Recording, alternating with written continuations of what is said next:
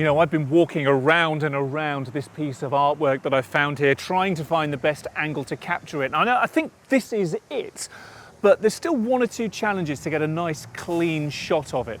Let's have a look at what they are.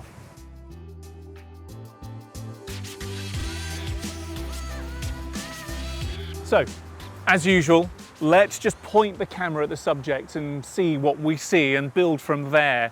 And well, the first thing I notice is the difference between my actual eyes and what my camera sees. Our human eyes are really, really good at blurring out the background and focusing in on the subject, whereas my camera kind of isn't. And when I look at this art, I almost ignore the trees and ignore the traffic lights, but my camera doesn't. So it's quite cluttered in there. There's a lot of distractions that's taking the focus away from this wonderful piece of metallic art in front of us. I think what we've done is get an overall view of this piece of art, and it's fine, but I know we can do a little bit better. And I think what I want to try and do is to cut out on some of the distractions from the background. So to do that, I'm going to go down here and just try a different angle of looking at this. Now, pointing my camera up at the subject, what I'm doing is cutting out a lot of the distractions on the floor. I've got a lot more of the sky, but what that also does is it elevates the subject. It makes it feel more important, and from a photography point of view, if you start looking up at something, its stature, its status increases. If you look down at something, then you are kind of diminishing what it is you're looking at. So we're elevating the status of this sculpture here. The other thing I'm going to do though is to go into my 2x zoom lens. Now, clearly, I can't get all of the piece of art into frame here, but what I am getting is what I think is the best bit, and I'm also able to frame out all of the visual clutter. So let's just frame up, and we've got these wonderful swirls and this kind of negative space in the middle and around the outside. It's quite overcast today, so this almost looks like a monochrome shot. I really don't mind that.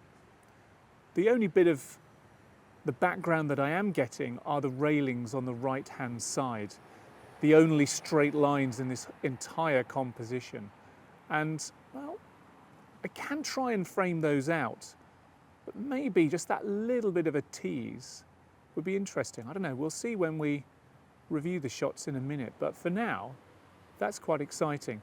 What I'm going to do, just to see if I can add some drama, and I could easily tweak this in an editor afterwards, is just by holding and dragging, just seeing if by underexposing the shot a little bit, I can make it feel a bit more dramatic maybe. Not that it doesn't have drama at the moment.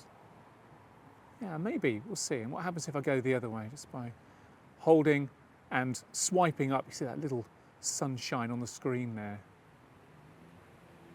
And then just letting the camera do its automatic exposure. But there we go. I think that's a great take of this. I can't wait to see how it comes out. For me, this image is everything that's different between what my eyes see and what the cameras see. In my mind, all I see is the piece of art in the middle. My brain blocks out the trees and the traffic lights and the road behind. However, when you take an image with a camera, it does see all of that, and that's the downfall of this shot. While I've got all of the piece of art in there, I've also got all of the distraction. They're all on the same plane, and while it's good to be able to see the subject, I'm really just distracted by the background. No, it's a non-starter for me, this one. This is what happens when you take control of your subject. I have moved in, I've changed the angle, and on this shot I've also changed the exposure level on my camera.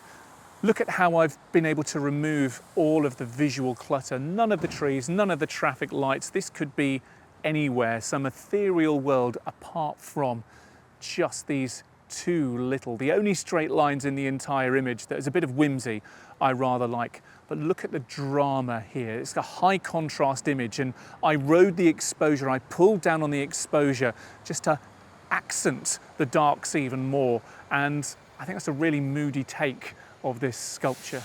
There's a lot to like for me in this image. not only am I capturing just a detail of the piece of art, the negative space, the sky around the top and on the right, this eye-shaped, all-seeing, all-knowing negative space in the middle as we look through the sculpture.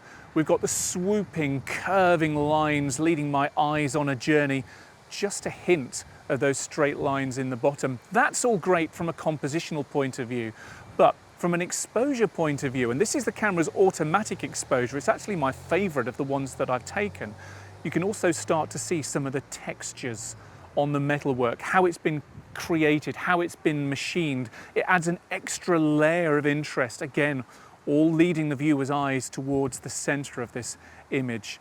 This is my favorite by far take on this work of art. I only hope the artist would approve too.